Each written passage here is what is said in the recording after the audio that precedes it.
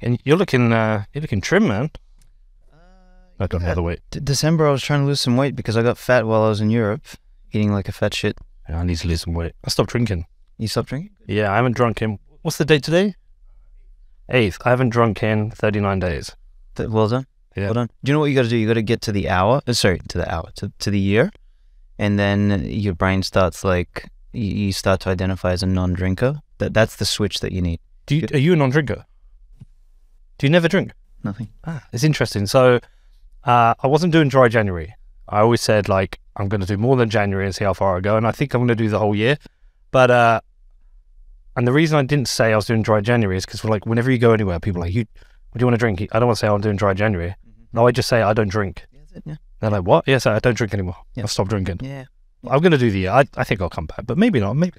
Seriously, that's what I thought. So I did a crazy version of like stopping myself when I was young. I used to drink a lot, so I quit when I was 18 by actively giving myself alcohol poisoning. I drank everything in my fucking uncle's cupboard, like port, wine, tequila, fucking ouzo, like the whole lot. I was sick for 3 days. Then I couldn't smell the shit for ages. Like it just made me sick. And then after about a year of like not being able to smell it, the reaction went down a little. But my brain was like, I'm just not interested in drinking. Then after 2 years, like I'm not a drinker. And then I'm not drinking it. You've never drunk again? Wow. That's why you're trim and shaved. 16 years. That's why I'm a fat slob. I drink like a fucking idiot. For you, alcohol's the worst, man. Shit fucking ages you, man. I know, but I like it. Well, you say I talked about this podcast recently. So my dad's staying with me at the moment. I don't know if you know, my mum died a few years ago. So he gets stuck in Ireland on his own. And he doesn't fly as well, which is also funny because he was an aircraft engineer for 35 years. Yeah. And he doesn't fly? Doesn't fly, hates it. Was on a really bad flight once. But anyway, so I hadn't seen him in ages. My dad come over and stay for Christmas. And when he got here, I was like, he wanted to see I got a football team. Yeah, he came to see him play, loved it, and I made him the kit man. And I was like, why don't you stay until the end of the season? So he's been staying with me for ages. Anyway, we went out with him and his mate, Chris. Sorry if you listen to this, but basically, my dad is not a big drinker. He didn't drink for 3 years after mum died. I've never seen him drunk. He just doesn't care for it. And he's 74 and he looks fucking great. He looks really good. And I was like, trigger. The shit ages you. So for me, like I've been through my own fair share of stress and like, made every mistake in the book, whether in business or all sorts of stuff. And I've like really pushed myself. And if it wasn't for the non-drinking, I think I'd look probably 10 years older. I'm actually 26. Yeah. That's why I look like shit. I've drunk a lot, man. I've done a lot of drugs as well. Yeah. No, I skipped both, actually. The first time I had weed was when I turned 30 and my sister spiked my birthday cookies. I don't like weed. I think weed's for junkies. It is. It sucks. It's the worst drug. Yeah. It just makes you dumb. It makes you slow. I mean, Hungry. there is hunger as well. Yeah, it makes you fat. I would argue that there is like for me, the times that I have done it, which has been quite rare, like it's like a sensory enhancement. So like I hear things in parallel. So like I could be listening to a song and I could just hear every single thing that I just genuinely wouldn't hear. Taste is obviously fantastic. Touch, so like sex on weed or whatever is like... You smoke weed to fuck? Basically. That was my whole thing in 2020 and 2021 when I was locked down. That was just all I did. Well, smoked weed and fucked? Well, I've never smoked weed. I've never smoked it. You do I only do edibles. Yeah. That's it. But, now that, I'm a little bit older and kind of gotten past that, I don't like the shit because every single time I've ever done it, I have a hangover for 2 or 3 days after weed. Like, I don't know, I guess I'm a lightweight or it has some sort of weird effect. So I just avoid the shit altogether. So I've never touched any other drug. That's it. Just done that. And I've done mushrooms a couple times, which was an interesting experience, like in a very good way. But I also have my reservations about doing any of that stuff because I think when you open up the apertures, like of the mind or the, the sensory apertures and stuff like that, I think there's a hidden cost involved in that. And I don't think we understand what that cost is. And I think we pay for it in weird ways. Like, I have a feeling things like, ideas even like communism and like stuff like that come from the mushroom realm. Okay, that's wild. That's a huge leap. It's a huge leap because here's my thing. It's that sort of opens you up to like the spirit realm. And I think in the spirit realm, things like property rights and stuff like that just don't exist. They're irrelevant over there. So you come back to sort of here with these ideas of like, oh, we're all one, kumbaya, we're all in this together. There's things, property rights, like let's just all be one. And you kind of see these hippies. I know a lot of people who've been doing psychedelics for many years, and they sort of the membrane between the physical material world where things like property rights and stuff like that exist, and the spiritual realm where that sort of stuff is irrelevant. That membrane sort of dissolves, and then they, you know, I don't know, they're half here, half there, and it just become like sort of fucking wishy-washy, relativistic, and they turn into kind of psychos. I don't buy it. I'll tell you why I don't buy it. Yeah. But I do see a connection. I do see a correlation between the personality types of people who are more socialist and, you know, the hippie types. Yeah, no, I totally get that. But I think that might come down to a little bit more like Jonathan Hyde wrote about in The Righteous Mind, that kind of mindset of the type of person they are. So already high in trade openness, you mean? Like, yeah. So they're predisposed. Yeah, they're probably more, they're more of that type of person who kind of come from the care side. So a lot of that stuff from the kind of left, which has now become called the woke left, comes from a place of care, misguided care, and misguided about sometimes the externalities that come from that. But I think it more comes from that. And I think perhaps those people are then more predisposed to being the type of people who maybe would try psychedelics. I don't buy it like some dude does psychedelics, becomes a hippie, and then stops giving a shit about property rights because they've been in that. Like, I don't think they'd rationalize that. I think you could post-rationalize that, though. I maybe they feed into each other. That's the thing about this stuff. It's like, you know, maybe you're already slightly predisposed in that direction, and then it kind of like takes you a little bit further, and then it's kind of like a, I mean, all these things are virtuous loops anyway. Yeah, yeah. Like, and that's how we end up so divided as well, because, you know, if you're sort of more conservatively minded, or, you know, your constitution is made up that way and you sort of inch by inch move in that direction, then, you know, someone else inch by inch moves in the other direction, then all of a sudden, you know, you completely see the world differently, and there's no sort of bridge to communication. And well, that's interesting you should say that, because you sent me a message a couple of months ago and you were like, I want to make a show. I was like, cool. And you were saying to me, I'm kind of turning my back on being a toxic asshole. I can't remember your exact words. I can get the tweet out. You're right, let's get it. Can I embarrass you and read it? all right. Because this is why I wanted to talk to you most of all. Like, I know you wrote this book, but this was kind of interesting because, hold on. Right. I don't remember what I wrote. Here we go. Here we go. Here you go. Hey, Pete. Hope you're well, buddy. I'm turning a huge new leaf for 2023, moving on from the stupidity, noise, and so-called toxicity, and leaning more into education. And like, then you talked about the other stuff. But I thought that was super interesting because you cannot do the job I do without experiencing some form of toxicity. Totally.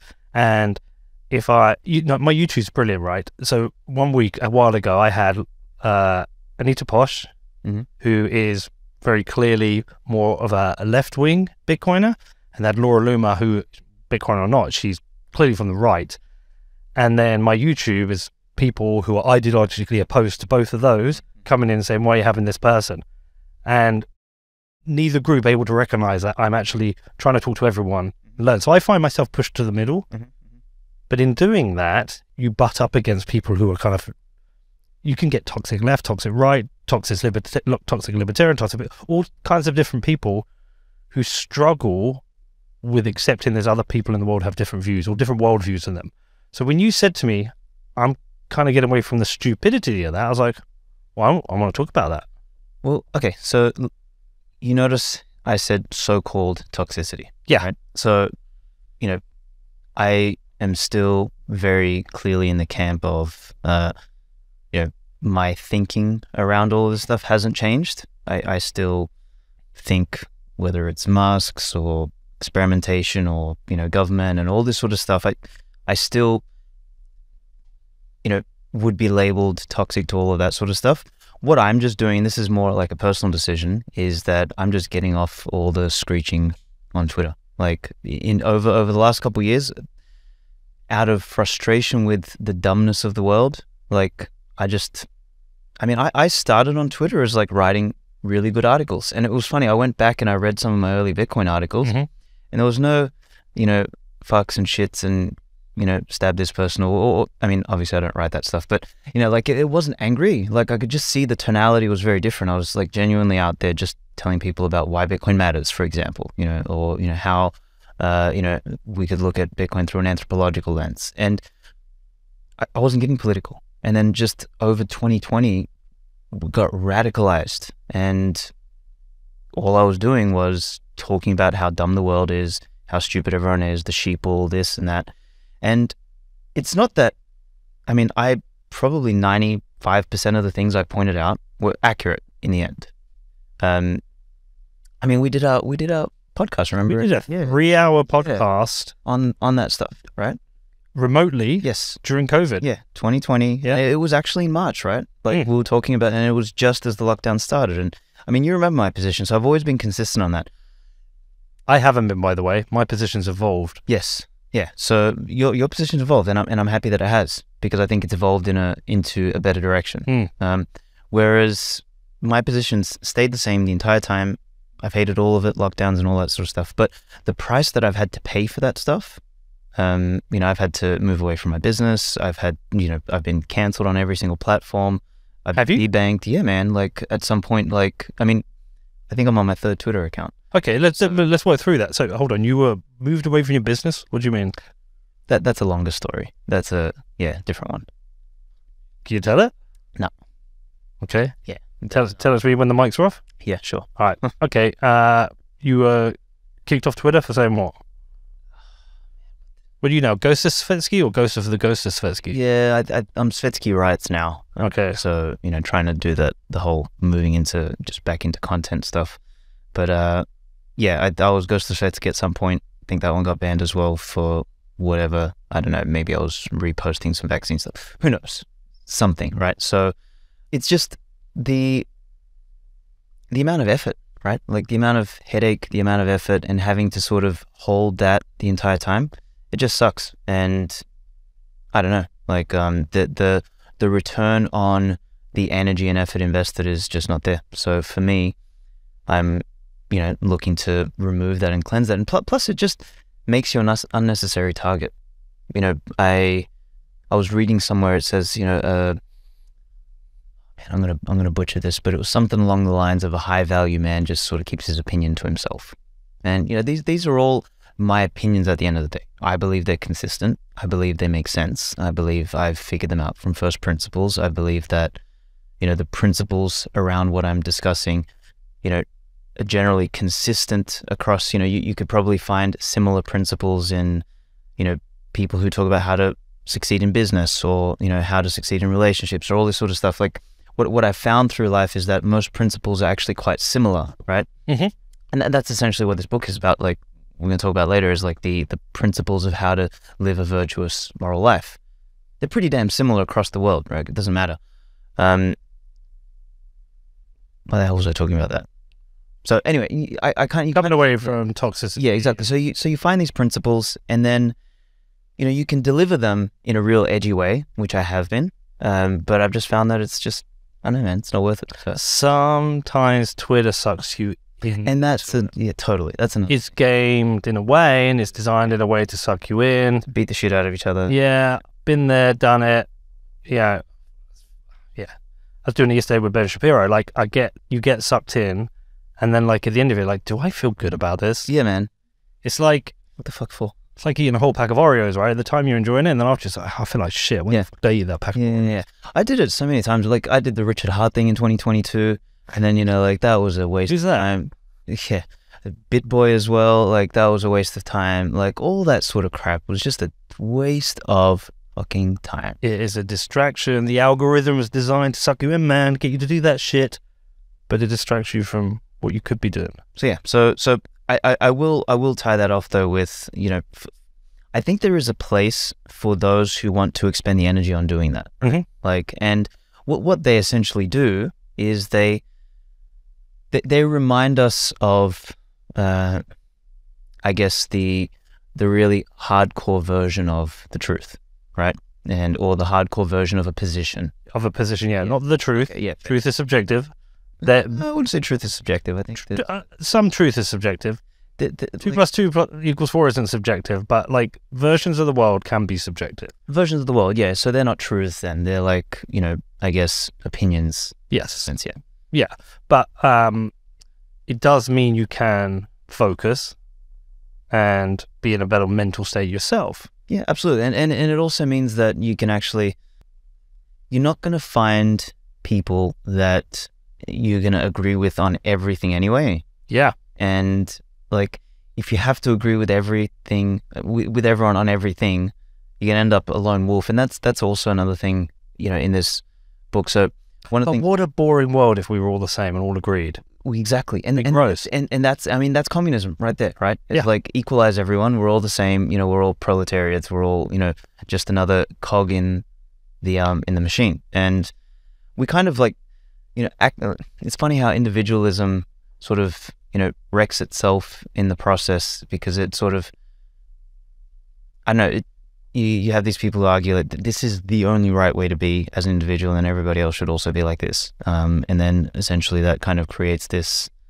tendency towards everyone is the same, and you kind of end up back at this one big homogenous blob of sameness. Well, when we, I made a show with Danny recently with Mark Moss, and Danny did a lot of the prep for this.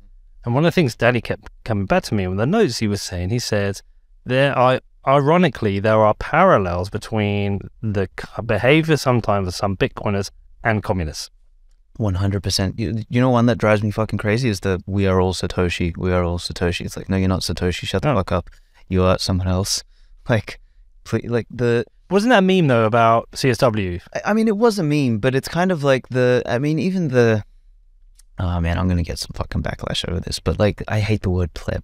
Yeah, it sounds like a 12-year-old in a playground. Hey, I'm a peasant and I'm proud of being a peasant. No, just like, literally, Bitcoiners in the next coming decades are going to be the socio-economic elite of the world. Maybe. I mean, that's my presumption. Yeah. And I think that Bitcoin just wins through its sheer force of economic gravity at the end of the day. And then if you're smart enough to hold your Bitcoin over that period of time, you are actually not going to be a fucking pleb, you idiot. You're going to be... Maybe it is though, because a lot of people in that kind of self-identifying group of plebs, I think that's like a minority group. I've clashed against them. A lot of them I think are morons. I just think a lot of them don't really have much Bitcoin. I think a lot of it's virtuous behavior, and they might not be the elites. They might be the pleb. They might be the peasants of Bitcoin.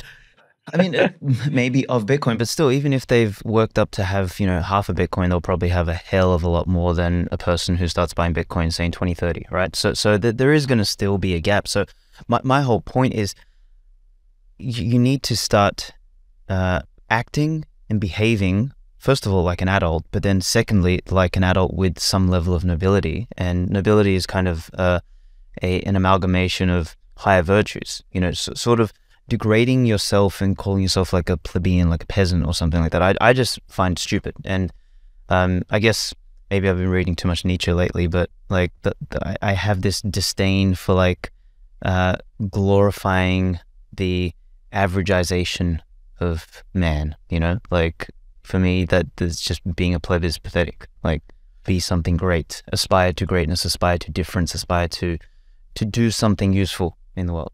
Yeah, I don't disagree. I don't like the word more, because if I'm trying to introduce my friends to the world of Bitcoin and teach them about this is the best form of money, and in the Bitcoin world, we're rewarded for prudence, and Bitcoin is a serious financial asset. Come and join the pleb. Come and join the pleb Telegram group. It's like, it just sounds fucking childish. It is childish. I think also, I will say, I think you and I probably dislike it for slightly different reasons as well, though. Well, just most of my interactions with the people in there haven't been good. Correct. Yeah, that's why. And mine have been, but so my call to them is to actually rise the fuck up and stop calling yourself a pleb. Yeah, but you probably align with them on a lot of issues. My main issue is this coercive pressure to come be like us. Otherwise, we're going to try and cancel you. Thing. Yeah, exactly. That's the communistic thing. Yeah. Yeah, like, don't have this belief.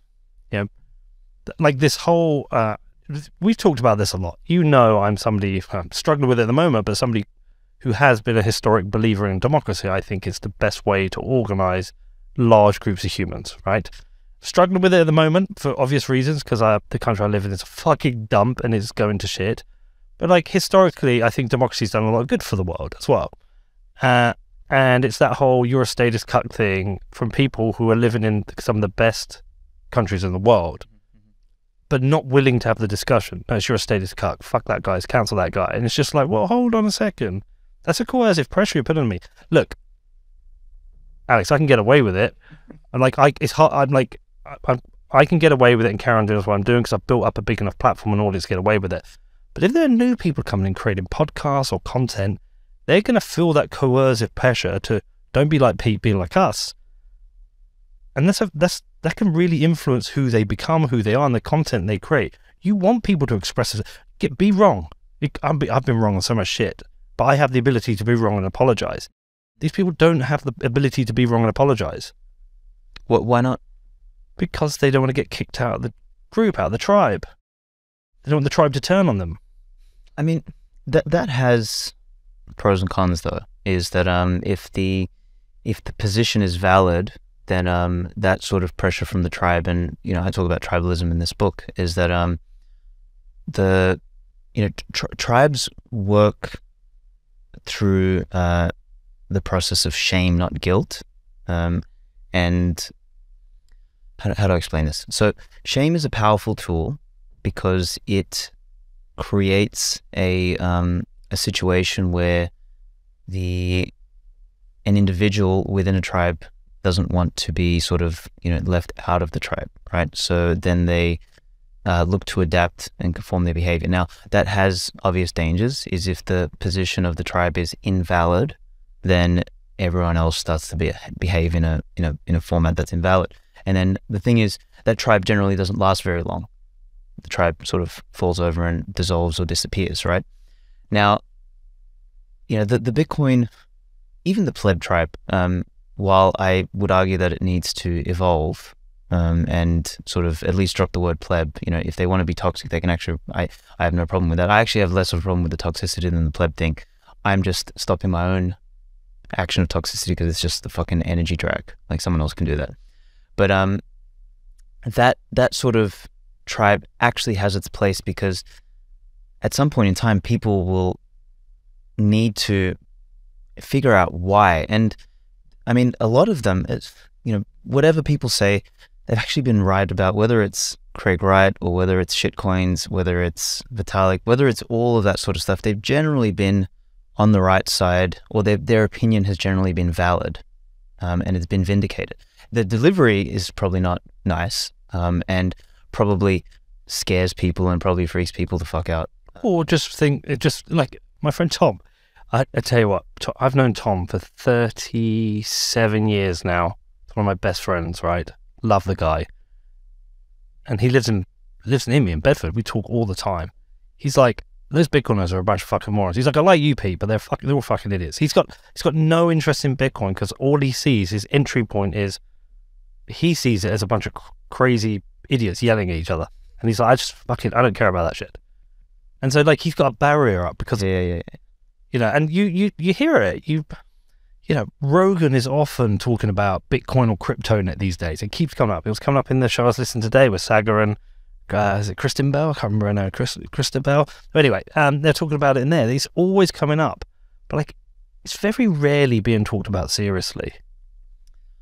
Well, yeah, but I mean, I guess that's just the stage we're in. So, like, once again, that tribe needs to exist. So, like, if you think about it, like, you could argue that tribe is kind of like the Spartans, right? And the Spartans need to exist because they are not Spartans, dude.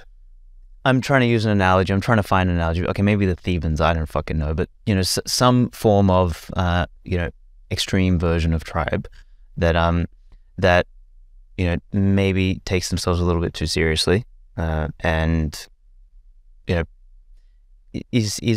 has valid and consistent series of points, but probably poor delivery, and as we all do, has a bunch to improve on. What is it that's we're getting from that tribe that is effective? What change is that making? I mean, it helped me a lot, man. When I was in, during 2018, during 2016, 2017, like I climbed Mount Stupid. I did my fucking altcoining thing and realized how fucking ridiculous it was. And then on the way down, it was actually that group. I entered the Toxic Pleb group in Telegram, and that really helped me fucking sharpen my position on Bitcoin, like big time. But how many people are we talking about? We're talking about like a couple of thousand people here? I mean, the group was like 200, 300 people at that time. Okay. So it's just, it's a rounding error. It's not making any difference to the world of Bitcoin. I mean, if you look at the sharpening of my position on Bitcoin that I had, then I affect more people. And then, my stuff might, hit like a Mark Moss or a you or a Jack Dorsey or a Michael Saylor or something. And then that has a bigger effect. So these effects, are concentric. Like, one of my actual favorite Bitcoiners in that entire space is Rory Highside. I don't know if you've ever... I don't know Rory. Across him. So Rory's a fucking legend. And, he and I bumped into each other back in the day in Australia. And we were like two of the only Bitcoiners at that time. Like there was a small group, there was like sort of Stefan Livera and Haas McCook and like John Pratt. But there was like, I don't know, 10 like hardcore Bitcoin maximalists in Australia. Like we didn't know any others. And me and Rory he actually brought me into that group, and he really helped sharpen that. And the thing is, I think a lot of the toxicity comes from having to repeat yourself a million fucking times to try and like initially help people from like getting scammed or doing stupid things or promoting shit coins or affinity scamming people and everything like that. So it just builds on itself, man. It's a hard thing to do. It's almost like they're wasting their time because people don't listen. They make the mistake and then they learn. But at least along that learning path, there is this cohort of people. There is this tribe that they can go and maybe even just do a rite of passage through. Maybe that component of the tribe is a rite of passage. Maybe. All right. Well, listen. Is the book written? 95%. I'm going through editing now. Just explain to people what the book is about and why you wanted to talk to me about it. Okay. So I've been doing a lot of thinking on a question of not whether Bitcoin's going to win, how it's going to win, or how it's going to win, or any of that sort of. You assume it is going to win. Yeah, I make the assumption that if we're all right about this Bitcoin thing and it's the most important economic thing to happen, by its very nature, it's also going to be a huge social event, right? Like it'll transform the way society is structured. What then? Are we just going to drive around in Lambos and like hopefully Louis Vuitton jumpsuits? Yeah, maybe the Lambos are okay, but the Louis Vuitton jumpsuits are a little bit strange. But are we going to become just like rich losers? Why would that make someone a loser? I think, the kind of people who generally, go out and just try to make money for that sake are generally like trying to fill a gap in themselves. So, looking through the lens of like, for example, Tony Robbins' 6 needs structure, like they're trying to feed significance and they're out of kilter on all sorts of other things. So they think by buying a Lambo, they're going to fill a hole in themselves. Okay. Now, there's a very big difference of... what if you just like driving fast? If you like... Sexy cars. Yeah, that's different, but I think most of them don't. Like I know a bunch of people, from particularly back in Australia, who can't drive for shit. They have zero like understanding of what a car is, how the fucking engine works, but they're flashing it around because they think it's going to get their dick wet. And that's probably the majority of them. Yeah. There's a difference between an appreciation of the machine. Yeah, I think the point I'm trying to get... Well, there's 2 points. Like, firstly, are you anti-status and status symbols? No, not at all. I think people can do it. I think there is a... Is there a use for status symbols, for projecting status? I think it depends what level of status you're at. So... Jack Dorsey, for example, doesn't need to drive around in a Lambo to have status. Whereas maybe an up-and-coming... Fake it till you make it. Kind of, 20-year-old entrepreneur or something like that might need to do that. And I was like that in my 20s. I was trying to... More with motorbikes, Actually, yeah, I was never really like that with cars. Like there was multiple times I could have, you know, bought an expensive car, but I never did. I reinvested into my business or something like that. And you like bikes? Trying to, and I like motorbikes, exactly. Yeah. So there was, You got a bike now? fortunately. What's the dream bike? I had my dream bike. I had a Panigale. Really? Caddy. Yeah, it was gorgeous. What's that, like 1000cc or something ridiculous? I don't know much. It was a 1199. Yeah, it was at the time. It was one of the fastest production bikes in the world. It was incredible. And did you project status with it? Not really. No, it was for me. So that's why I'm thinking back now. Yeah. It was never really a status thing for me. Nobody knew. Like, you know, a girl would look at it. Oh, that's a nice red bike. I'm like, do you not understand like the engineering? Exactly. Like I was like, I can go 0 to 150 kilometers an hour in second gear in like 4 seconds. And she's like, what does that mean? So yeah. So for me, I don't think it's ever been a status thing. But for some people, it is. I would argue that is still like a, you know, maybe the pursuit of status is probably quite hollow anyway, and you end up in a situation where you're lacking the substance to then substantiate why you're in that level of status. So if you're looking to just get symbols that represent status without actually building yourself up to naturally have that status without the symbol, you probably are one of the like the shooting stars, you know, you collapse, sort of thing. So maybe that's my nuanced position on status. So in your book, your position is that Bitcoin will win the economic war. I just take that as a given. Yeah, take that as a given on what's next. So, but that also, like, even saying that sounds very binary. All right, it's happened, we won. All right, what are we gonna do? What the fuck are we gonna do about this? Clearly, the economic win is a transitory period. Totally. And therefore, what happens? What do we do now? Is also a transitory period. Which, by the way, we are seeing. You know, you asked me whether, how much work Danny did to help prep the show. We were discussing it on the way down, and we were recognizing the changes that have happened to us both in our lives, but also in the way we think about things because of Bitcoin. And the example I gave is the time preference. And the time preference thing for me, I said, do you know what the funny thing about time preference is? I see it on diet, I see it, and I can't change. Like, I am still 30 pounds overweight, and I see it. And when I eat, I know I'm making the wrong decision on the time preference. But before, I would never saw it seen as time preference. I would say, I have a shit diet. And now at least I make the link. I go, I have a time preference issue with my diet. I am wanting the satisfaction now of smashing a pack of Oreos or whatever it is, or a burger, and accepting that slight increase in weight that happens every day over the space of 5 years, and then suddenly I'm 30 pounds overweight.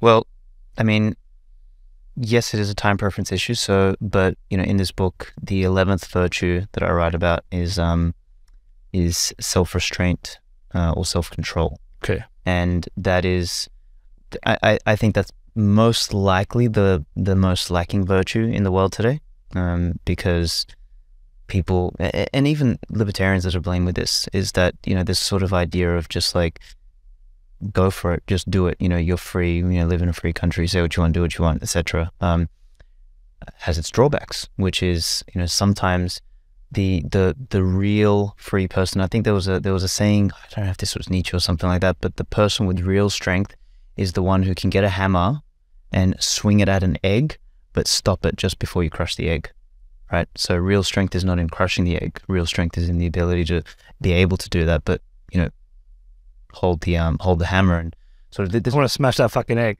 There you go. See, I want to see that shit go everywhere. I do. So, but like, that's something we each have to train in us, is the ability to like, to actually self restrain. So, but coming back to time preference. So, and you know, we can kind of make our way back to these virtues later. But I think that, Bitcoin's very existence adapts our behavior in such a way that we do start to have a better appreciation for time preference, definitely in the economic dimension, and then also it seems to be affecting other dimensions.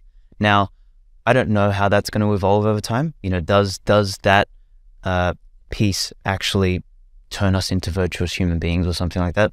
Maybe not. That's sort of, as you said, this is going to be a process. And, I kind of think of it, there's a word called interregnum, which is like basically means the transition from sort of one king to another sort of thing. So an interregnum is the gap between. So we're in the interregnum. We're going to go from the US dollar being king to Bitcoin being king. Whether that takes, I think it's at least going to take 3 generations, so like 60 years. And I'm sort of doing some thinking around this. And we're 13 in? Yeah, exactly. So we're sort of in the infection stage. We're not going to see it. I mean, you might with your good diet. Maybe. We'll see. I'd be 104. Wait, hold on. No. 60 years from now or 60 years from the advent? 60 years from 2008, so 2068. Okay, so I'll be 87. Yeah, there you go. You'll be like, with it. Here's my Bitcoin, son. Yeah, exactly. Enjoy it. Done. And be virtuous. If you do it in an English accent, it'll actually work. You little prick. Be virtuous. Got my son a job today. Okay, that's good. Yeah, so man's got to work. He won't work. Keep arguing with him, and I think I've made life too easy for him. And so I keep saying, get a job, and he won't get a job. And so I've got him a job now. He's working on, essentially, with builders tomorrow from 8 in the morning. Good. I was literally about to say you should have a shovel in his fucking hand. He's going to have he's got work. He's waking up tomorrow morning, and he is working from 8 till 4 for the next 2 days, and then next week with a fucking shovel. Good. And he doesn't know the big surprise. What's the big surprise? The big surprise. He's not even getting paid. Perfect. Dude, that is the best thing. Do you know why he's not getting paid? He came back and he's like, Dad, can you insure me on my car? And I was like, okay. And I did it. You insured him? On his car. Because he's been away at university, so he doesn't need the insurance. And he was like, you insure my car? I was like, yeah. I was like, you got a job? He's like, no. I said, have you phoned up Sarah at the pub to see if you can work? He was like, no, I've got loads of artwork to do. I was like, dude, I know what you're going to do. You're going to stay up every night and then you're going to sleep till 4. You're not going to do shit. Call her up and do some work. He's like, no, I've got college work to do. I guarantee you right now, whatever time, he's going to be in bed right now. So he's going to work. I said, I'm going to say it's paid. It's like $7.20 an hour. And then at the end of the week, I'm going to go, right, that money's paid off your car insurance, is paid off this. Good. Yeah, there you go. You little fuck. Yeah, there you go. So look at Pete. He's going to go back to uni. He's like, well done. I hate my dad. No, this is how young men need to grow. They need to actually put some sweat into stuff, because if they don't, then they'll become entitled brats when they're old, and they won't become adults until they're 35, and it's too late. And he's actually a lovely boy. If you met him, you'll be like, oh, you're like Pete but nice. But he's just fucking lazy. Well, you can't be lazy. The thing is, if a man is gonna raise kids, provide for his wife, provide for the family and all that sort of shit, you can't like put that responsibility on your wife. Like, what the fuck? She'll resent you, disrespect you, etc. So like you need to. All right, Tate. Okay, yeah, fine. Let's just not go down. Sign up to my NMM course. Sign up to my Bushido course. What colour is your Bugatti? Okay, let me just finish the first thought on this thing, so that way we've at least got this. So sorry, I've really just shoot the shit today. It's because we haven't got Danny here. Danny be like, fucking rein it in, Pete. It's all right. So I'm reining it in. You rein it in. I'm putting on the Danny hat. So right. We're taking Bitcoin as a given that it's going to win. We have this interregnum where things are going to evolve, behavior is going to evolve, and the question is, do we become a bunch of entitled rich little brats or whatever, and whether that's us or our kids, it doesn't matter. Do we become the next political elite class, right, who are trying to write the rules in our favor, or do we try and develop virtues that at least from looking back on history and looking back on different cultures, represent some sort of moral, predisposition or moral picture or moral thread, right?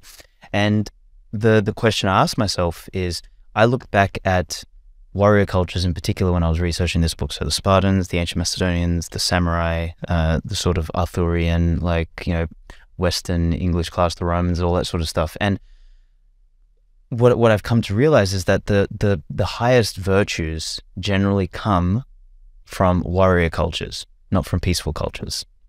Peaceful cultures usually sort of emerge in the weak men build, bad times part of the cycle.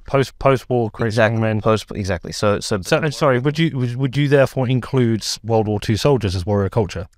World War II soldiers is an interesting one, is because I would definitely World War I soldiers, and then World War II soldiers were probably still of that class, but they were because there was such a proximity between the two wars, the kids of the parents were trying to more prove something. So like if you, because I did a huge deep dive on World War II as well, and what you find is that, you know, even the veterans of World War II, they say, you know, our parents went to fight the Great War, and we were itching to prove ourselves. So it came from a different place. Whereas there was a noble call, for example, for World War I, and that was the call for it. World War II was like our parents went and did it, so now it's my turn.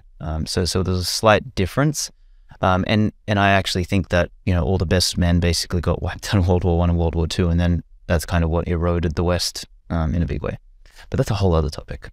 Yeah, there's a lot I'd want to pick at there. I'm not sure I'd agree with it. All the best men got wiped out. I mean, not all the best men, but a big chunk of them, like the ones who are, you know, probably predisposed to being brave and courageous and going out and fighting in the front lines. Fucking how many millions got wiped out? Brave or had no choice?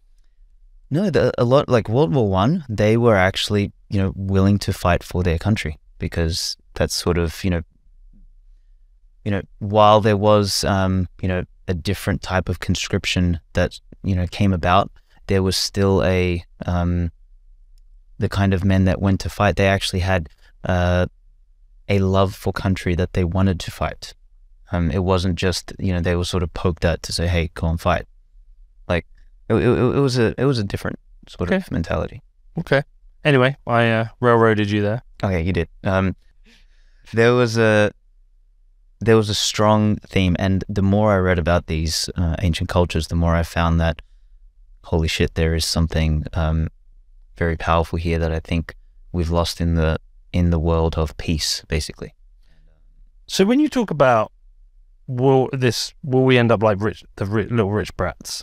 When you say we, are you talking about the new elite class in the Bitcoin world, those who got in early enough, who have managed to amass substantial wealth? And we're not talking about Michael Saylor. Yeah, we're not talking about the people who've got that. Like, it could be somebody who has maybe 100 Bitcoin, but in this world, it's the equivalent of having like 50 to 100 million now. This shift in power. Possibly even less, man. I think anything 5 Bitcoin and over in the next like couple decades. Like you'd take that out 3-4 years, 5 years. 3-4 decades, something like that. Where someone who's 20 today is, you know, sort of 50. At that point, like, even if they've only got 5 Bitcoin, I think 5 Bitcoin is going to be a significant amount. Now, you know, 50 Bitcoin will be extraordinarily significant.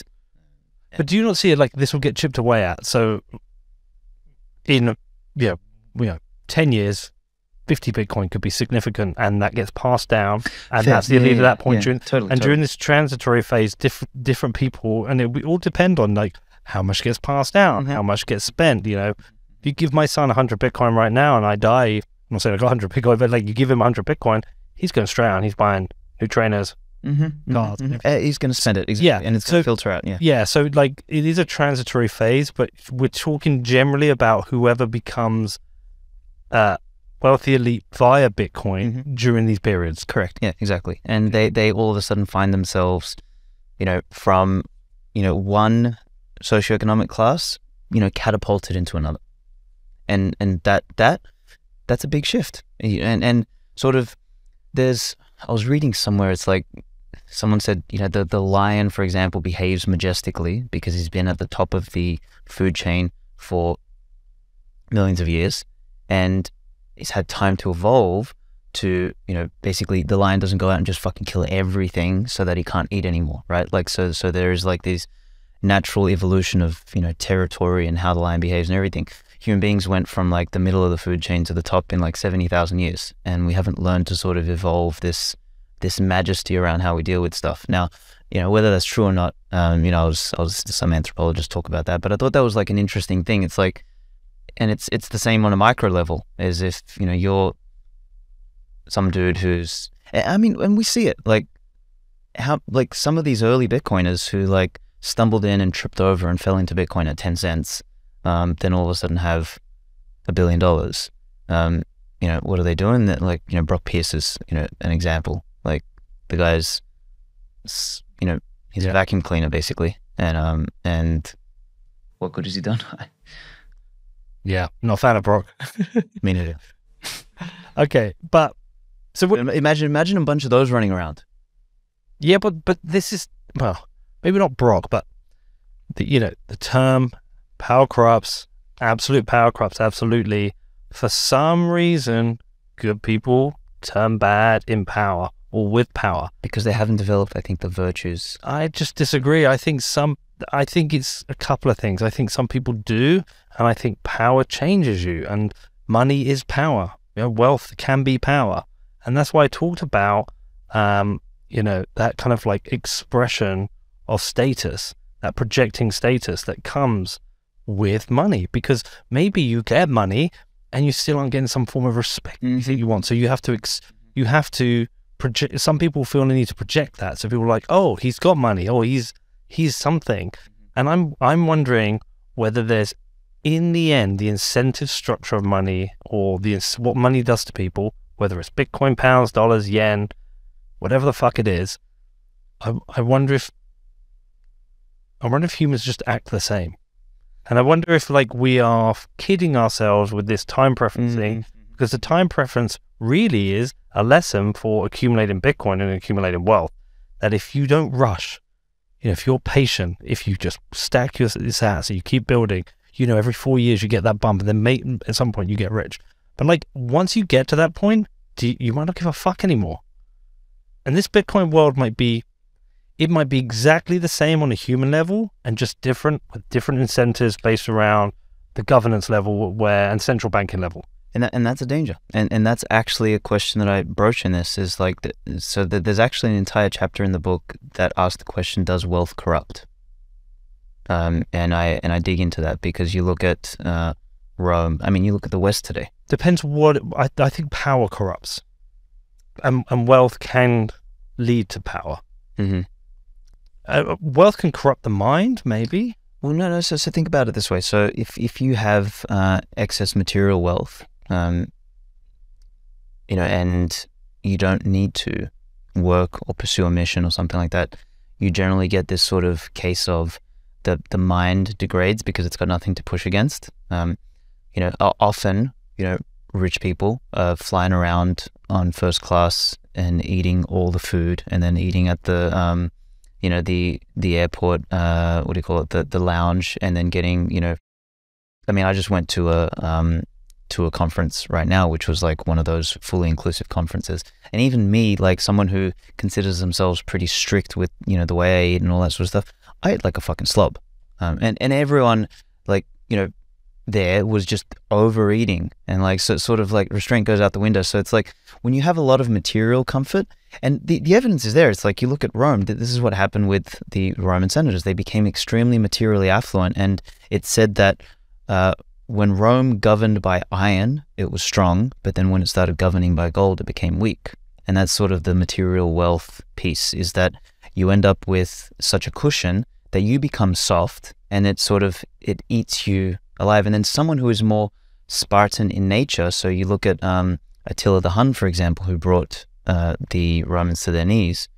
Attila and the Scythians, or the Huns at the time, as I think the Romans called them, the Huns, were, they couldn't be bought off with gold. It wasn't money that they were seeking. Like, Attila specifically wanted to bring down Rome, and, there was a whole story behind, why he wanted to do that. But they were far stronger, far sharper, and, they did what was considered the impossible. It was the same with the Macedonians in the early days. Like, they were a bunch of mountain, basically tribal leaders that came together under Philip, and then after Philip's death, Alexander took over, and then they basically blitzkrieged, the entire Persian Empire. And the Persian Empire at that time was affluent. So they went from Cyrus the Great, who was the guy who unified the Persians and actually defeated the Assyrians. And then, I think it was like 200 years later or whatever, 300 years later, so a number of generations, you ended up with Darius, who was the guy running away from, Alexander, who had a 40,000 person army against what was said to be 1 million, right? So a lot of that was sort of the kind of people. So, the Macedonians came in as missionaries who were there to take the empire, whereas a lot of the people fighting on the Persian side were mercenaries. They were just sort of paid. So they didn't have to be there. So I think there's something about this material wealth thing which ties back into what you were saying before about, do we just end up a bunch of rich turds who only care about status and don't care about anything else, and then maybe not just status though, Alex. Maybe comfort, status, consumption, like money. I've been broke and I've had money, never been rich, but like I've had the freedoms that come with money, that if I want to get on a plane I can, or I can go and do my shopping, or I can go out to a nice restaurant.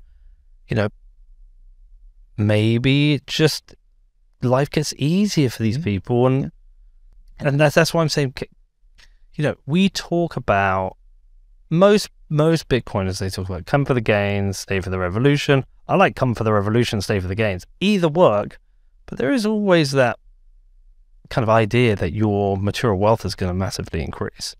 And everyone enjoys the price going up, or Bitcoin, right? Why? Well, because it does make things easier. And this is, so this is why I draw from the whole warrior culture thing, is like, in a warrior culture, ease is not valued. Adversity is valued. And, you know, you look at, I'll use the samurais as an example. In samurai culture, in the feudal culture in Japan, you sort of had the emperor, then you had the shogun when he existed, then you had the daimyos, who were like kind of like the noble lords that served the shogun. Then you had the samurai, they were the warrior class.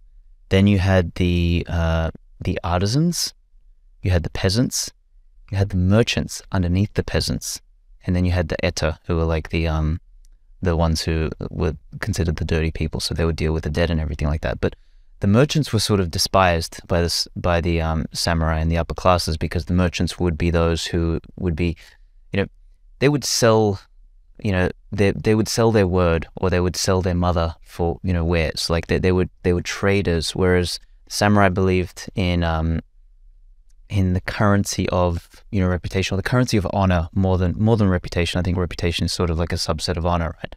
And you couldn't buy a samurai off. That was the whole point. It's like they actually had a disdain for this idea of like material wealth. So warrior classes try and value these other things that material wealth cannot buy. But at a time where material wealth can buy some people and not others, how did they come to be that they, as a group of people, held these virtues? Well, and why did they die off why did the warrior class die off? As a class, yeah. So there's a whole thing here. So first of all, I mean, the feudalism lasted the longest in Japan than anywhere else, right? So sort of feudalism fell apart in the West, you know, right around the French Revolution, probably a little bit earlier in England and things like that. In Japan, it didn't finish up until the late 1800s. And, you know, the sort of the class structure and the hierarchy in Japan, there's still echoes of sort of the feudal nature in Japan. And that's why I think, you know, you get a lot more of this cultural sort of, you know, respect and politeness and that sort of stuff, because a lot of, you know, this sort of this Bushido code in Japan, it impacted the cultural norms in Japan. Now, why did it last so long? So, I mean, I guess it worked in Japan. You know, it really, really worked. There was, you know, this particular warrior class that essentially, not really policed, but they were the, like, to be a samurai meant to behave and act in a way that embodied these virtues. It didn't mean that you just had a fucking sword and you could chop someone down. Like, there was things that you needed to work on and things that you needed to embody. And those, you know, virtues include like courage, honor, compassion, respect, loyalty. And, you know, like you look at how some of these things manifested. Like, if you dishonored yourself as a samurai, for example, they had the, I mean, really, really think about like what that actually means is, you know, you did the wrong thing, and to claim back your honor, like, you would give your life and do it in such a way that it was fucking painful. Yeah. And you would disgrace yourself if you showed pain in your face. Really? Yeah, I that didn't was even the know whole that point. bit. Yeah, exactly. So You like, had to fall on your sword without any expression of pain. correct, without screaming, without any of that sort of stuff. And were you considered to have saved face in such a scenario? Like, okay, he's Correct, and then that's how you brought your honor back, Right. and your family would be spared from being wiped out or whatever the case was, right? And like that kind, like, I mean, it brings some sort of chills down my spine at the moment just thinking about it and talking about it. Is that like that is lost, today, and it was particularly lost as we transitioned from a world that went from the feudal structure into what we sort of have today, is sort of this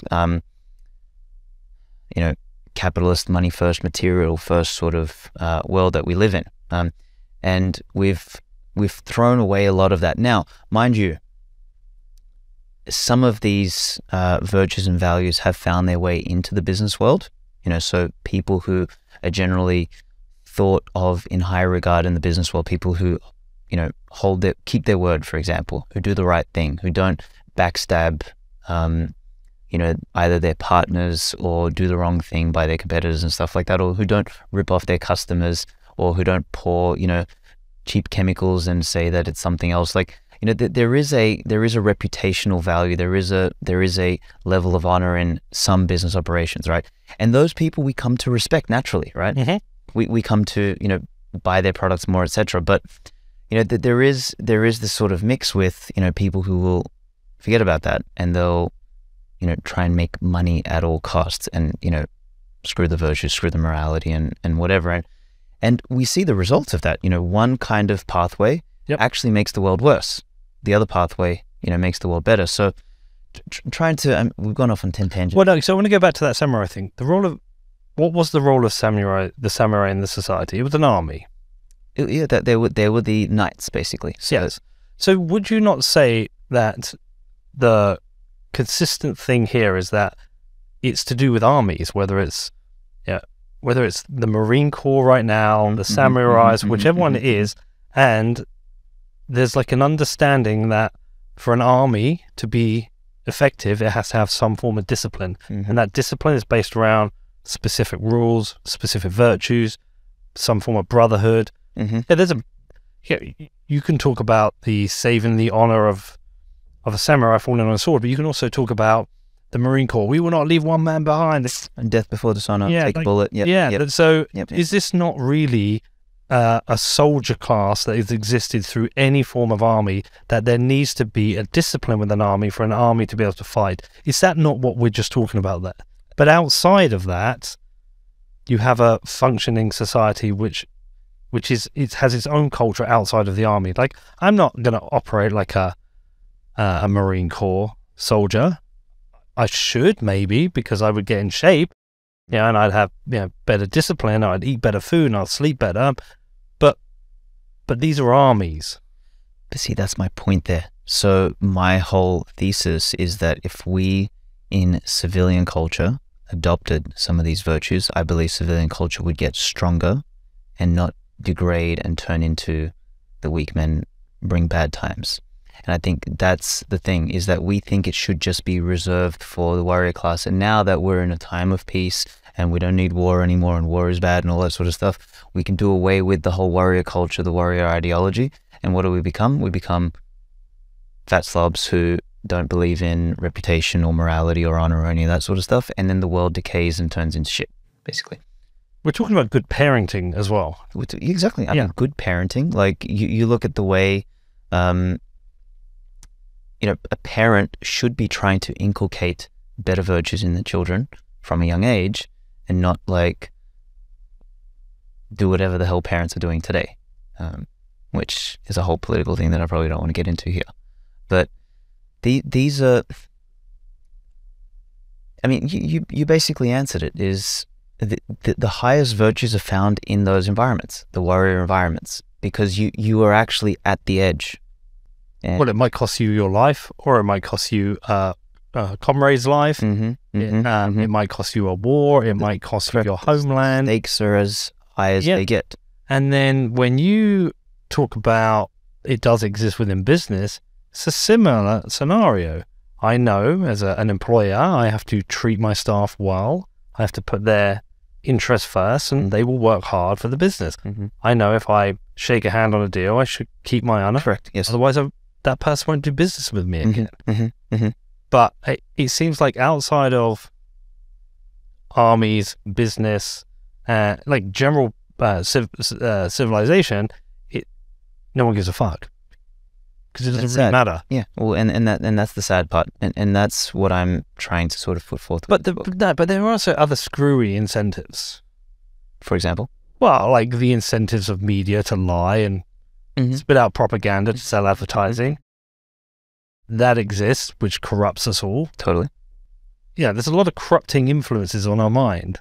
There is. Yeah, there is. And this is part of like, if your North Star is to not, like, if your North Star is just to make money, for example, or to increase your material wealth, like if that's your only North Star, if it's just number go up, for example, I think that you end up with a world where, you skew it towards where we are now with like media and all this sort of stuff, right? It's just sell the next thing and, squeeze the maximum amount of juice you can out of everything like that. And it's hard for me to say this because, I'm such a proponent of like, capitalism, Austrian economics and all this sort of stuff. Like I do think economics is at the, praxeology is at the center of all human behavior, right? We need to, that needs to be recognized. But see, that's on the material realm.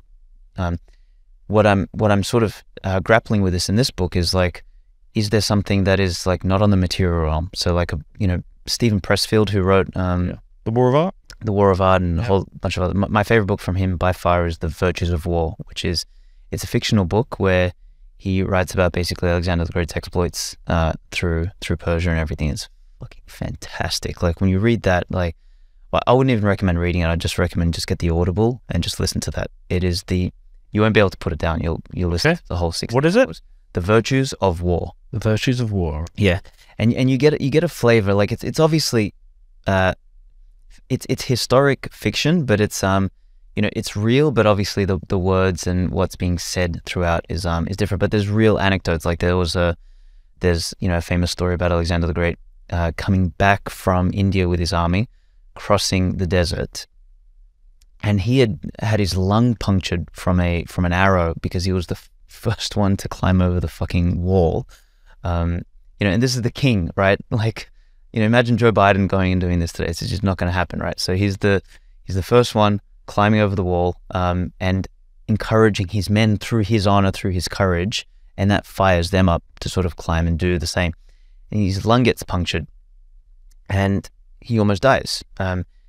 Anyway, he survives that, and then on the way back, like, still sick and barely breathing with a punctured lung, through the fucking desert. Everyone's dying of starvation. There's no water. They're running out of food and everything. A couple of soldiers find some water somewhere, and they kind of like put it in a helmet, and they carry it back like half a mile or whatever, like through the cavalcade to him, so that he can drink. And they're like guarding it with their swords and everything. And they pass it over to him, and he takes it. He looks at them, looks at the army, he lifts it, and he spills the water out into the desert. And, the whole sort of army erupts in like, this idea of, if that's the king that's leading us, there's no way we're ever going to lose, because he's willing to face adversity and go through everything that they're going through. So, and that's sort of like real leadership. But that kind of leadership, you develop through adversity, through facing that sort of stuff, and through trying to develop and inculcate these sorts of values. But that's what you do as a parent as well. Correct. You face adversity. Absolutely. So life isn't as hard for your children, but you take something away from them by not giving them that adversity. Yes. So it's a real paradox. It is hard, right? So how do we? So this goes into a conversation of rites of passage, which there's a whole section in the book about rites of passage. But we have forgotten about these rites of passage that kids used to go through, particularly boys. Like when they had to go from sort of the age of 13, 14 and sort of become men. They became men far younger than we become men today. Like we become men at fucking 30 today, still living with our parents and still going to fucking university and all this sort of stuff. We behave like kids for an extended period of time. We have this, in the ancient times or in these warrior cultures and everything, there was kid and then there was man. There was no adolescent phase, or the adolescent phase might have been a year or something like that. You know, that was the rite of passage. We've got adolescents now that are fucking from the age of 16 to the age of 30. Like, you know, that 44. There you go. So I don't think that's healthy for civilization. No, I agree. It's really not. So, you know, what parents need to sort of think about is what sort of rites of passage can give their children adversity such that it forces them to grow. Like probably the most famous rite of passage, you know, that people might know of is the agoge, which was the Spartans, right? They took the kids at, I think it was 7 years old, and then they had to fight and live and fend for themselves until they became men, basically. And I mean, I'm not saying go take your kid and throw him out in the fucking forest now and say, all right, come back. Find your way home. Yeah, find your way home. Like, that's probably not functional, but something of that order, right? Like, or something of that flavor where the kid actually, and maybe not at the age of 7, maybe, you know, at the age of 13 or something like that, where they're starting to come of age or come to a point in time where they need to actually start to grow up. Pick up a fucking shovel. Pick up a shovel. Start digging, boy. Yeah. Build something with your hands. Do something. Yeah. And go and fight. Like, particularly for boys, like, they should go and fight when they're younger. Like, they should go do some jiu-jitsu, get punched in the face, you know, and like, it's that classic Mike Tyson one, right? Everyone's got a plan until they get punched in the face, right? So, like, that sort of stuff needs to be done. And, you know, the young men need to learn discipline. I mean, I used to be totally against things like military service and everything like that, but you look at Switzerland, like, you know, there's something about the flavor of the way Switzerland is run which seems to make sense. And hey, there's military service there still. And, you know, maybe that is what you need to do as a young man to sort of learn these sort of virtues. And then you go and apply these virtues in other areas of your life. Military service is part of your education growing up. You Correct. Do your maths, history, geography at school. Your military service, correct, service teaches you discipline. Mm-hmm. I mean, I think it comes down to, a lot of this comes down to discipline. Well, yeah, and mental strength. Yeah, discipline is the act of practicing these virtues and inculcating, because there's also, you don't want to become someone who, for example, and this is why there's 11 virtues in here and not, you know, 3. Like, you don't want to become someone who's too overdeveloped in, like, justice, for example. And you know, the samurai talk about this is, you know, justice is kind of like the framework. If you think of a body like, you've got the skeleton, justice is sort of the skeleton, but benevolence or compassion or magnanimity is sort of like the flesh. You can't have sort of one without the other. So if you're too justice oriented, you basically become, you know, like the quote unquote the Nazi, right? So it's like, you know, everything's black and white, right? So you need to temper it with compassion. But then, you know, you need courage as well. So you need this sort of whole well-roundedness. And, you know, generally in the Japanese sort of culture, there was generally 8 virtues, and they were never written down. It was a moral code that was passed by word and represented through action, through how your elders behaved. But I've got 11 because I kind of added a few in there. I think responsibility moving forward, I think, is extraordinarily important. Like, I've become more of a, you know, I know a lot of Bitcoiners are liberty or freedom maximalists. I'm trying to teach myself to become a responsibility maximalist, because I think that's more, if not just as important as freedom. Like, if you want to actually take people's freedom away, take away their responsibilities first, which is what's really happened over the last 50 years, especially over the last couple of years. You take away their responsibility for themselves, and as you do that, they have no more freedom because they become dependents. Yeah.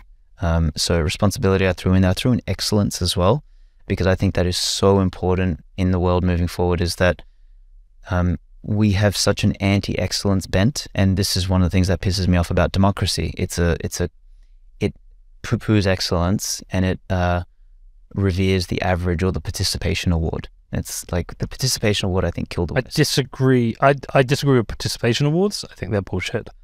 But I disagree that democracy does away with excellence. It does. It really does. It hurts excellence, because the perception is one of you know, the collective or the public is, and you know, is revered. We've, you know, democracy is the doing away with nobility and aristocrats and all that sort of stuff. Now, in doing so, though, what actually democracies create is these, they create power vacuums in those positions, and then the parasites actually just go in there, right? And then they convince everybody that it's okay to be a plebeian, it's okay to be average, it's okay to be just another number. So that way they kind of mask. I think the media does a lot of that as well. Of course the media does that, because, you know, media is like a very useful tool in a democracy. I think brands do it as well. I think brands are seeing the virtue of promoting average. Totally.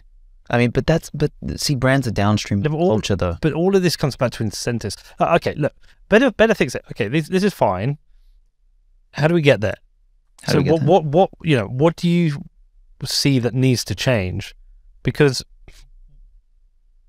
it's almost like a collective change needs to happen, but that means a coordination. And how do you? No. So I'm still definitely Austrian and libertarian in coordination.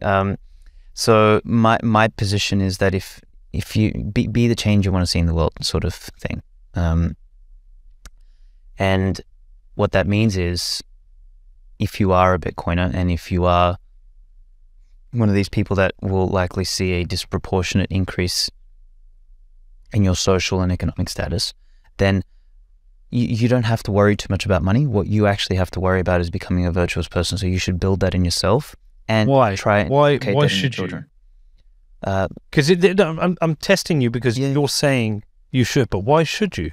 If I, as a free man, don't want to, I just want to be a fat slob who drives around in a Lambo, and why shouldn't I? If you agree, okay, so let's, fair. If you agree that things like time preference and lowering time preference are a good thing, if you agree that there are problems in the world today, that we live in an age of weak men create bad times, if you agree that we need to hold ourselves to better standards, be more responsible, seek, you know, greater excellence, and if you agree that these kind of virtues are important to embody, then you should. If you don't, if you are of the opinion that you should be a fat slob and you should just spend it's not that, all that sort of stuff, then you should. So I agree, I should, and I want to, but I can't be bothered. I'm not saying I am that. I'm just saying, how will how does this happen? I'm trying to like get clear on your question, though. It's like, so because if you agree that it's good, then, you know, you should do it. But what I'm saying is, money makes life comfortable, makes life easier. There's a lot of distractions I can imagine coming with money. Like if I was worth 20 million pounds, Alex, I could tell you where I start spending that money. I'd have these great holidays, you know, and then these become distractions from being that person. And what I'm trying to say to you, I think the point I'm trying to get to is, maybe nothing changes. It's just a different money and a different, you know, there's a transition of wealth from one group to another, and the next group is just the same. Possibly. So there's two parts to that thing that I think you're asking me here, is like, why should I? I could just go on holidays. I could just eat whenever I want. You know, I could just be fat, lazy, and I've got everything I want. You know, I can just get hookers and coke, right, and do whatever I want. And you could, but we sort of all know what that sort of path leads to, right? It leads to happiness. Maybe fleeting happiness in the moment. Yeah, no, but look, that's what I mean. So like, you end up, you pay a longer term price for the shorter term thing, right? And this is again, it's the, you know, you mentioned about the Oreos. Like, you eat the Oreos now, you feel good, and then later you feel like shit. Maybe as humans, that's how we are. Maybe our brain is told that way. You know, maybe whatever it is. If you think about the evolution of humans and animals, look, it is. It was about food. Food was the number one thing every day. Where do I get my food? And then we found ways of to collect food, right? And then we found a way to collect possessions. And then when you have money, you've made all that easier. You've got all the food you could ever want. Yeah, you solved your problem. Yeah, you know, and I want a world of people who are virtuous, who, you know, have lived by a very strong moral code, who are, you know, good parents. but for some reason it's not happening. And that's what I'm trying to get to, is like, I'm agreeing with you, but at the same time kind of cynical about whether we will actually see any change. Whether we'll see any change. Okay. Yeah. So the tendency is to fall into entropy. Entropy is fucking easy. It's just sit back and do nothing, right? So, you know, the question is there a higher calling for us? And I believe there is. Like, you know, you watch someone perform a great feat, you know, like just even the sense of inspiration. Like, I mean, you fucking bought a football team. Yeah. Like, how does it make you feel when they have performed excellent? You know, or they've like fucking put in sacrifice, training and everything, and they actually win something. Love it, man. There's no greater feeling in the world. There you go. So that's what I'm talking about. So it's like we have that inside us, and that's kind of the balancing force against entropy. So you sort of, entropy is like this idea of, you know, just don't do anything, but that's not inspiring. So we sort of have this spark inside us that incentivizes us in the opposite direction, but we actually have to exert effort or exert energy to sort of move in that direction. And this whole philosophy of a warrior sort of ethic is that you recognize that, and I'm sorry, but you fucking force yourself to get up and actually practice the things that you have to practice. Like, if you want to be the best football player, you're going to have to go out and fucking kick goals. You're going to have to go out and practice. You're going to have to go out and do sprints. You're going to have to exert the effort, even when you don't want to. If you want to be Arnold Schwarzenegger and fucking win Mr. Olympia 8 times, you have to get in the gym and you have to lift weights. So, you know, this is a call to do that. Now, to your point, you know, will people do that? You know, will that happen on a Bitcoin standard? I have some hope, because one of the issues we have in the current standard is that because material wealth, like the money, is just able to be printed by someone, you end up getting a skewing of the game. It's like if we're playing poker, right? And a good poker player, you know, is prudent, you know, doesn't go all in all the fucking time, you know, reads the game. Like he actually tries to employ a bunch of skill in the process of playing the game. But if one of the players on the table was just going in all the fucking time, going all in every single time, no. But whether he went all in and fucking lost or won, the dealer just gave him a bunch more chips. Okay. Right. So the game's rigged like that. We're talking about government. Correct. So what happens to the game is that if you're someone smart on the fucking table, instead of playing a smart poker game or a prudent poker game, which, you know, might actually involve some of these virtues, you know, prudence, patience, etc., you'll actually make friends with this dude and say, look, I don't know, fucking do something for you, but you give me some of your chips each time you go in, and we'll both, you know, do something here. So like it changes the incentives of the game for them to become friends with that. Now, on a Bitcoin standard, so to sort of tie this all together, is like why I think, you know, living on a Bitcoin standard may actually help here, is that if you are a rich elite and you just go and like get fat, become a slob or whatever, the chances are that because we have a fixed amount of money, and the money sort of filters through, younger, hungrier, more prudent people or individuals or groups of people might actually outcompete you and actually suck the amount of Bitcoin and bring it over. And that may create a scenario where you might actually have an incentive to adapt your behavior, because you're losing money, you're burning it, and you can't just print it from someone, and you just can't like use political methodology to bail out your poor decision making. So that's my hope. So that's why I think something might, but I still think we can't just rely purely on the economic incentives. And this is why I'm writing this whole thing, which is, hey, Bitcoiners, like, we're talking about low time preference, we're talking about being better individuals, we're talking about revolution. There's actually more that we have to develop than just getting the economics piece fixed up, is that we actually have to start to embody, practice, inculcate these virtues. And we need to develop a praxis, so a set of practices around trying to develop these. And I've put forward 11. Someone might disagree. They might say, well, no, I don't think excellence is a good virtue, or whatever the fuck they might. build your own fucking set of virtues, Yeah. and develop those. But we have to do something, and it doesn't need to be enforced. You know, you mentioned before, like a coordination level or a government level or something. No, you need to be the change you need to see in the world.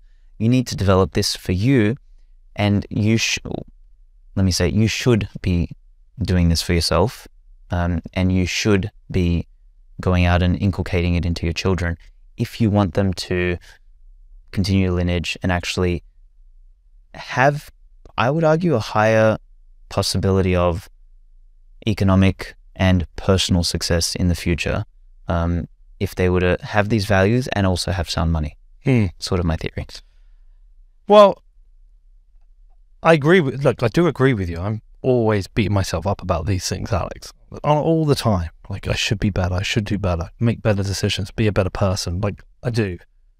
When I hear you talk about the warrior class, I think there is a bit of a contradiction in that with who you are as well, in that a warrior class is a form of army, and an army is an expression of a state of some kind.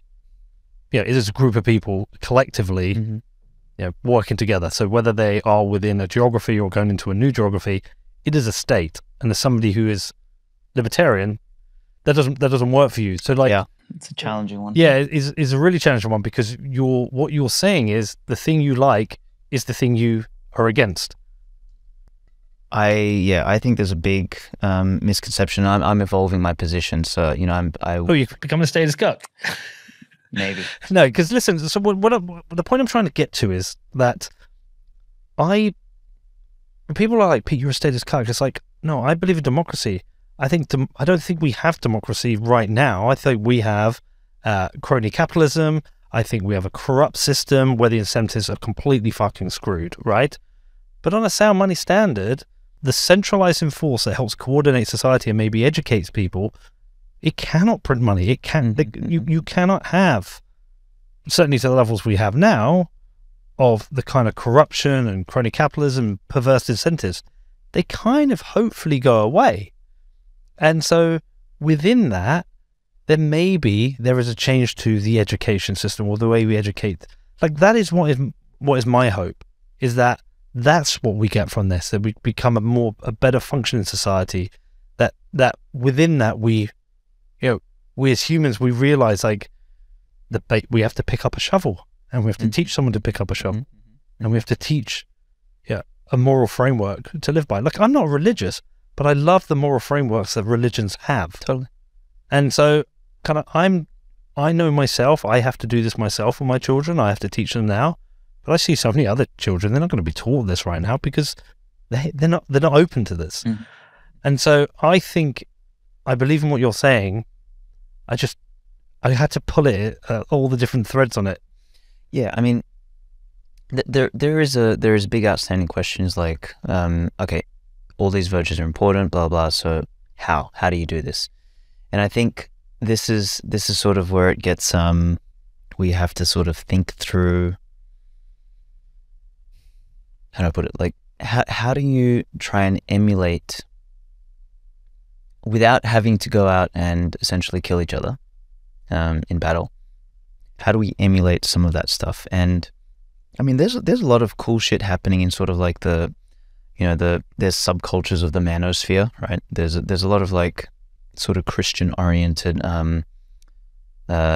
men's sort of groups growing, and you know when men hang around with men and they have some sort of mission, that mission could be to develop more courage or to develop more self-control or to do all this sort of stuff.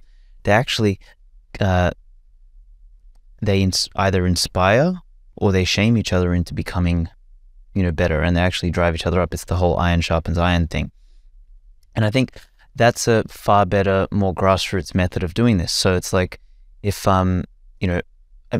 we kind of used to do that obviously in battle, but that sort of evolved to doing it in the cafe or the pub. Like, we would talk about ideas and we would sort of push each other. And, those sorts of associations are really important. And the, associations of women doing their own thing, like, you know, the feminine nature and the masculine nature are very different. Like the masculine sort of grows through competition, the feminine grows through praise. So they have their own thing to do. So I'm more speaking in a masculine dimension here, is that, you know, if you were to hang around, like if your friends group was a bunch of, say, people that were more like me, in a physical capacity, like that, you know, were really strict with, you know, how they eat, when they train and all this sort of stuff, and you hung out with that kind of a group for a year, you wouldn't have this fucking problem anymore.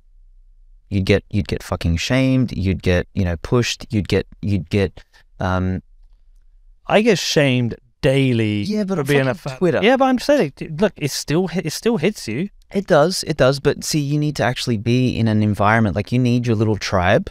If you want to fix this, you need to be in a small fucking tribe that is where you want to be. I don't agree. I think I need self-discipline. Yeah, but that's how you build the self-discipline. You need to be in an environment of self-discipline with other men that you respect. Because see, when you get bashed on Twitter, for example, the way you'll rationalize it in your head is that, they're fucking losers, fuck them, I'll just... No, it's not that. It's not. It's just the makeup of my lifestyle isn't one that allows me to do it. I work long hours. I've got too many businesses. And so the thing is, you're just valuing something else. Yeah, you're not valuing... and that's what it is, and that's why I'm trying to shift it. Step 1, no alcohol. Did it. Step 2 was actually today. Step 2 today, I decided to drop all coffee and go to water. Okay, well done. Drop water all the way down. Yeah, I'm going to do that for a month, and I'm gradually, just one step at a time, I'm going to shift it. You need partners to do it with. That's what's going to keep you on the path. If you try and do it yourself, completely lone soldier, you'll fall off the bandwagon at some point. We will see about that, son. We will see about that, mate. Let's see how I can do it. Conscious we're coming to an end of our time. I forgot how long you and I can rattle on for. How do you want to finish this out? Close this out for us, and then tell the listeners what you want them to do. Okay, so I think the premise of this book, so someone asked me, they said, oh, what the fuck do we need another Bitcoin book for? You know, we've heard about the history of money, you know, many times. Exactly. So this isn't a Bitcoin book. You know, it's called the Bushido of Bitcoin, and it's a call to that specific, you know, class of people, because that's sort of where my audience is. But this is me trying to say, hey, there's other things that we need to also work on. And if this has sort of been of interest, and you think that it's, you know, that there's something valuable to read here, and particularly if you like history and shit like that, like... Buy the fucking book. Buy the fucking book, basically. But depending on when this goes out, like, I'm going to do a Kickstarter on it. Okay. So if people are listening to this during the Kickstarter, please come and support. So we're going to do an experiment. So if there's Bitcoiners listening to this, you can support on Geyser. And so I'm going to do it on Geyser and Kickstarter simultaneously. And we're going to try and do an experiment to see which platform actually raises more money for the book. Well, we will put that all in the show notes. I will definitely check it out. Everyone else, go check it out if you like it. Yeah, we needed Danny here. This is rare not having Danny. See how important Danny is these days. Danny rules the show, man. Aleks, always good to see you, man. Good to see you, buddy. See you here in London. Thank you. Yeah, catch up soon. Absolutely.